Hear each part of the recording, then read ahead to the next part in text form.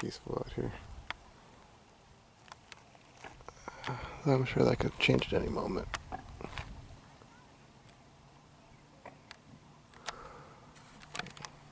Flip.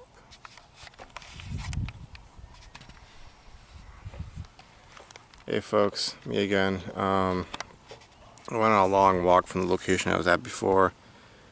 Sunlight Park. It's located like right next to my neighborhood, in my parents' neighborhood, and I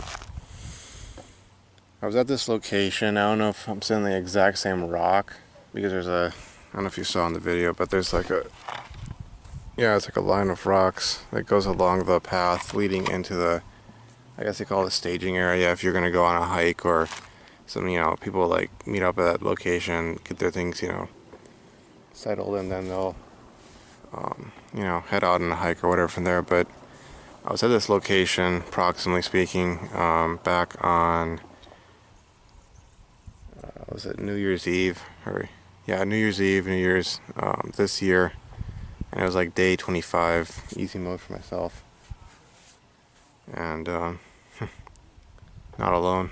I don't know if you can see them, but they're over there on one of those golf carts. Because this is like almost like a country. It's really a country estates area, and it's like the Cleveland National Park over here, and so a lot of folks like to go hiking. There's like an actual mountain. I don't know if I can pick it up. Let's see if I can. I don't know if you can see it.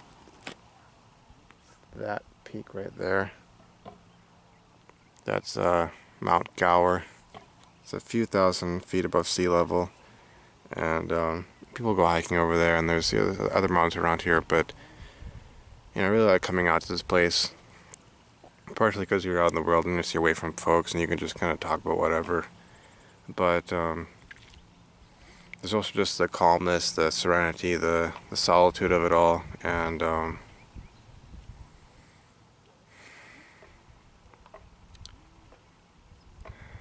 what I really want to talk about at this point, having come out here, just a couple of concepts that are really I would say relevant to myself right now. And the two concepts I really want to talk about, having gone through the intro, are, hold on a second, wait for them to pass.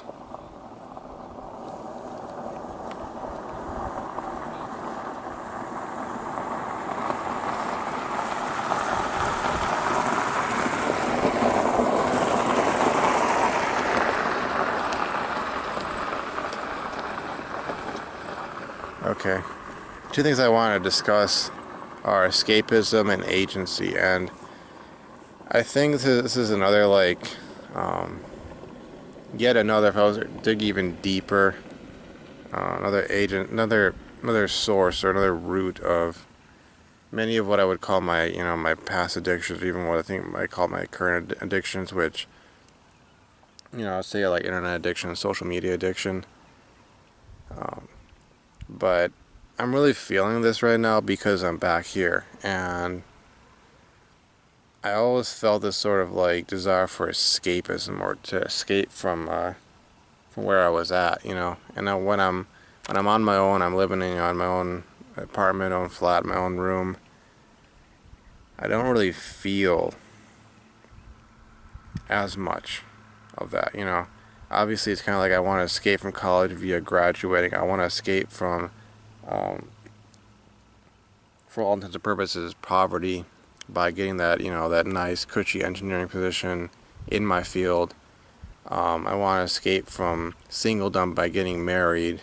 Yes, I do have a girlfriend, but, it's kind of one of those transitional in between being single and being married sort of things. And I want to escape from that state. I want to escape from where I'm at right now, but I guess I feel when I'm up there, in my place, kind of, you could say perched up there, that I'm not only at a higher level, but I'm moving forward. I have agency, I have control, I have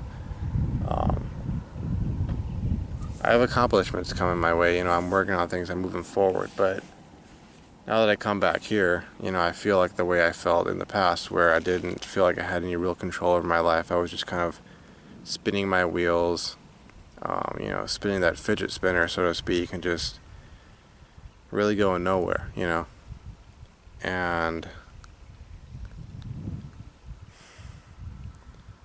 that's yet another reason why PMO, internet addiction, social media addiction, what have you, even just the, I don't know if I'd call it an addiction, but the escape of coming out to a place like this has such, you know, an effect on me, but, or, you know, has had, you know, since I've broken the PMO addiction, but, that's why it's had that sort of hold on me. And there is a sort of dichotomy, I think, of choices in one sense that you have to choose. At some point along there, you have to choose between escaping your problems versus facing them down and overcoming them. And given that, you know, I have that sort of option to, you know, in the future, go back to my room that I have rented up north, I've seen that I can indeed overcome these problems and I can indeed move forward. But, you know, it's like there's always a sort of magnetism pulling you back here, and one day I know that it's not going to be the case. You know, my parents will pass on, they will die, and that's sort of a, you know, something that, like, I've been aware of that in some sort of sense in the back of my head, you know, that one day that stuff will be over, and there will be a sort of bittersweetness to it. But with my grandpa's, you know, death recently, at the age of 94, you know, I've realized that however long it lasts, you know, it's going to have an end to it, and it's really been brought back to my attention. So, you know, just like this desire for escapism, eventually you will escape, but as with all things in life, it's not that simple that you just escape once and that's it. You know, you're going to have more problems in the future to face and things to solve and so on. And I think for now, while I'm here, while I'm, you know, at this spot, I'm going to have to make the best of it, as with all things.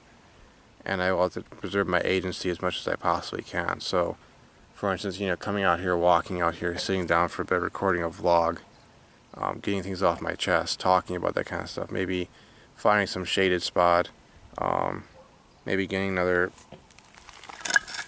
thing of soda or water or Gatorade or whatever, and coming back out here and, you know, just chilling in some shaded spot and reading, spending time on my own, you know, that helps me preserve that sort of agency. And perhaps that's a sort of takeaway thing there for us, you know, people on Nofap to try to use, you know, because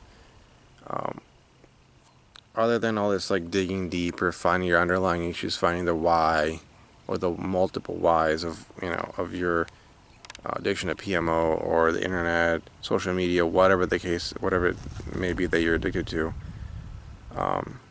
I think training yourself to experience your own agency, your own control, the fact that you can decide to do something else and have, you know, good things come to you as a result, that's another sort of thing you can do.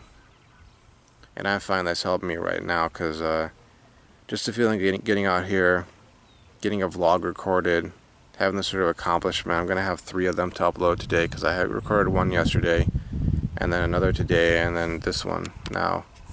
But, you know, getting those sorts of things done, such that I know that I can go and do certain things, I can get something accomplished, I can be moving forward. It's not that I'm just stuck in place and something or someone else is completely, utterly over me, having complete and utter control over myself. That I have that little spot, you know, that's in my life that's mine, you know. That definitely helps, you know. And it brings a different perspective to things, so it's a really helpful perspective, I feel. So, oh, and one other thing I wanted to note, I think one reason why, other than the other ones that I've given, why I like coming out to these places, other than the solitude, the peace, the serenity of it all, has to do with my past membership and what's been called the Jedi Realist community, which, you know, I can talk about in another video later on. It's kind of interesting, actually. But they would have this sort of conception of like doing almost like the closest real life equivalent to Jedi training in a sense. And yeah,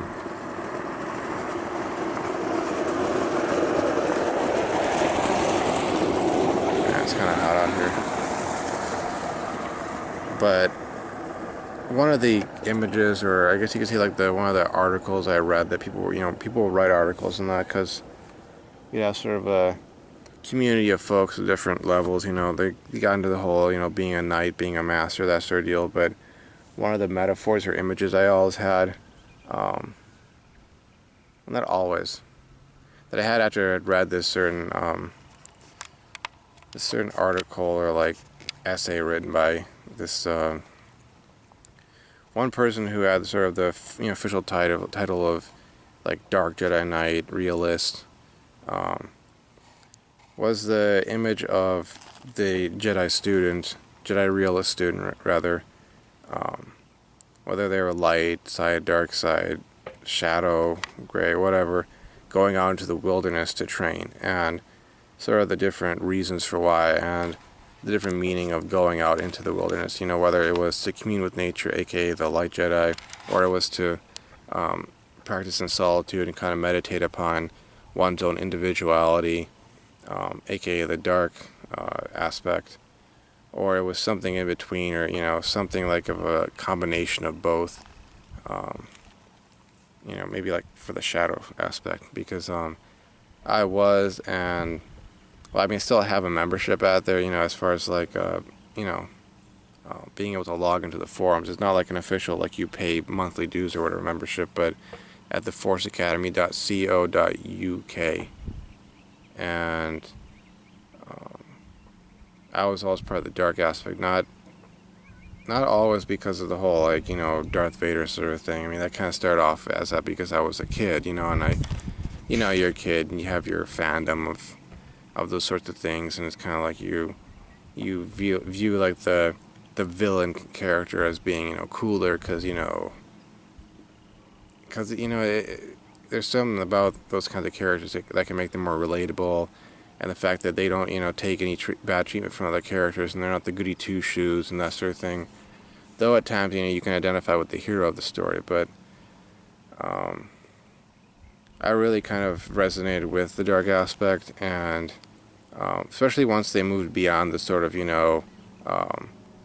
black robed, cackling evilly kind of imagery, and got into like things like the 48 Laws of Power, which is, I heard about this book first through them, The Art of War by Sun Tzu.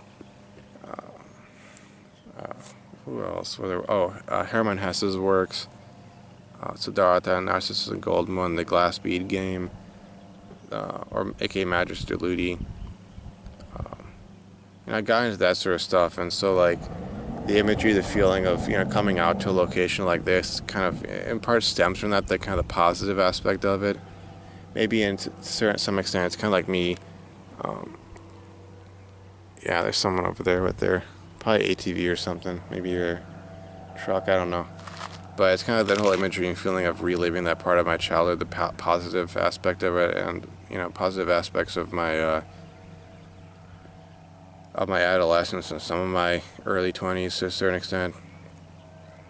Even after I started transitioning out of that and kind of taking the positives of it, but then jettisoning the fictional Star Wars fandom part, and getting into